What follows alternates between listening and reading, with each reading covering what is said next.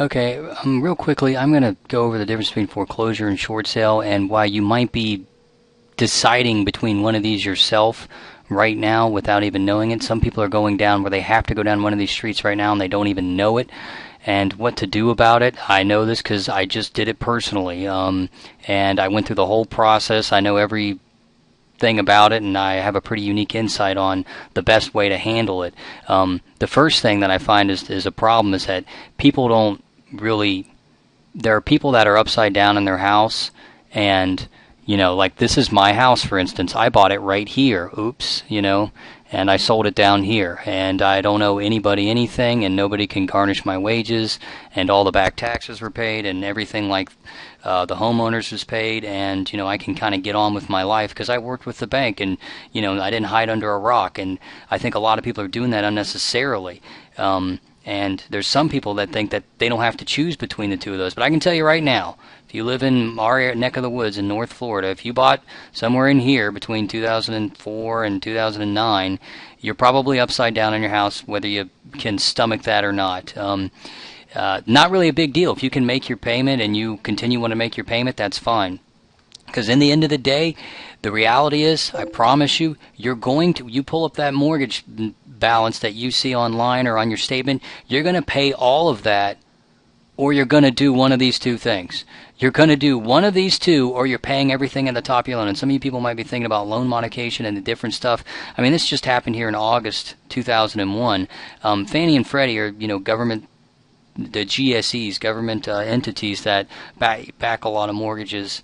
And this is the way everybody's going. You might have a loan mod guy saying something different, but they don't reduce the principal 99 out of 100 times. It just doesn't happen. People think loan modification is, oh, well, I owe 200 and now I'm going to owe 100. That's not how it happens. It just, you can do all the research you want, but here you see right here, the biggest guys out there are just not reducing the principal. So you're paying the balance on the top of that note, or you're going to do one of these two things. And all I'm saying is, if you do this one, you're going to be up the creek for the next decade. A lot of times, unless you have a lot of resources and can, well, I guess if you can come to sell your house and come to closing with the difference, then, you're eating the negative equity. But if you're not going to pay that negative equity, or you're not going to pay that whole balance, you're going to do one of these two things. And I just can't believe how much better the short sale option. You can just Google it for yourself out there. If you just Google foreclosure versus short sale, you're going to see a bunch of stuff that I personally think is misleading. They're making short sales sound like a walk in the park. I mean, it's not that. It's just 1,000 times better than foreclosing for the following reasons. I mean, here, a 1003 is an application that you take when you go get a new loan. And they say, oh, they don't ask if you have a short sale on 1003. I happen to know for a fact that while that's true, it's not like they're just going to look the other way. But the big F is always the big thing that everything is going to ask about. Everything from if they're, loaning you cars, loaning you, or giving you security clearances if you're in the military and all that stuff. All that's, the big F is just always better to not have on your credit report, obviously. But there's a good reason. I mean, when you go to foreclosure, you pretty much just let somebody go to court and say you owe this money. They get what they call judgments against you for the amount. And it's not just the bank. If you're not paying your mortgage, you're probably not paying your taxes. You're probably not paying your homeowners association. They're all like jackals. The homeowners association start dumping more and more fees on you. I got fined for a garden hose and blinds just so they could build up the amount of money they could try to get from me. And that's fine. It's just when you do a short sale, all this stuff is wiped out because you can't really sell a house to someone else. No one else is going to buy the house if there's going to be all these liens on it and different legal problems. So when you do a short sale, you can get a deficiency judgment. They're going to wrap up all those other things like the back taxes and stuff like that. I can even show you my HUD here, which is kind of crazy, but whatever.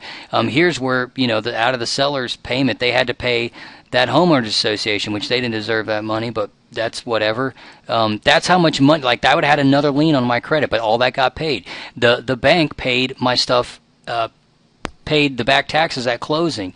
And I negotiated with them because doing the short sale, I still had leverage with them. You just throw your keys in the mailbox and hide under a rock, Or pay off the balance, by the way. Pay off the balance and you're fine. But if you're not going to pay off the balance, you just have to address it and not make them go through this long, drawn-out process. This is my release of voluntary dismissal, release of lis pendens, and basically saying I don't owe them anything. I basically came to the table with $250, and I had a $101,000 deficiency wiped out, where I have documentation where no one can ever garnish my wages for that. No one can ever say I owe that money. Doesn't mean my credit's perfect. I still have mortgage lates. It's just the best in a bad situation, and it's not just close. It's a big difference, and it's just logical. It's like everything else in life. If you don't face it head on, it can be a problem. It's nothing that anybody's going to be proud of, but nobody would make these loans if we knew we'd be in this situation. And certain people just, if you can't come to the difference with the money and you got to move, or you're behind and you're not going to, your house is not looking so hot anymore, you need to put it up for short sale. I work with investors now where we actually buy short sales. So if you're in one of these boats, this is what I'm talking to you. If you want to keep your house and you feel you can make those payments and stuff like that, by all means, man, please do. But if you know you're not going to pay, you're doing one of these, do the short sale. We give you a cash offer if that's what if that's what you want.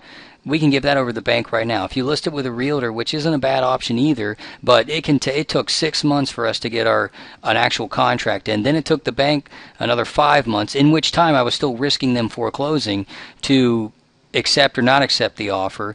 And with us, it took 11 months to get a offer. And with us, or with me and the investors, you can get an offer tomorrow. Just give yourself a shot. It doesn't cost you a dime. Put it out there. Let them see what they're willing to do. Maybe they're willing to work with you. Right now you have leverage they are going to be more willing to give you these non-deficiencies and these things. The other thing is we have a lot of buyers. If it's one where it doesn't make sense for if the bank comes back and wants too much money, we can try to put a buyer in there. It's just a lot better going to foreclosure. If you're not going to pay that number on the top of your mortgage statement, you really need to think about what you're going to do. At least give yourself a shot at a bank coming back and saying, yeah, we'll take that and you don't owe us anything. It's something that can still take many months, a lot of times 6 months. Just give yourself a shot. Don't throw your keys in the mailbox. It's not the best way, I know personally. Get an offer going and see what can happen. Fill out the form here, and we can help you. Of course, some people are not even in this situation. We can help them too. I just happen to have lived this one and know what to do. So fill out the form and let us tell you where you're at. Thanks.